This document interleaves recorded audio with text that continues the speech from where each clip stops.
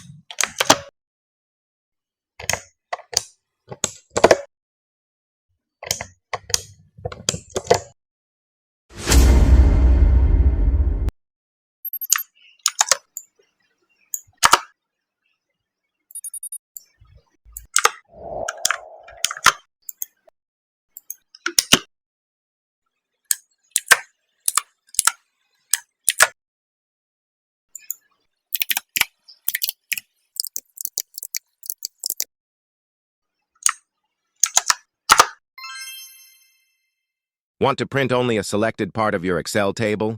Learn in 5 seconds. Select your range. Press Ctrl+P.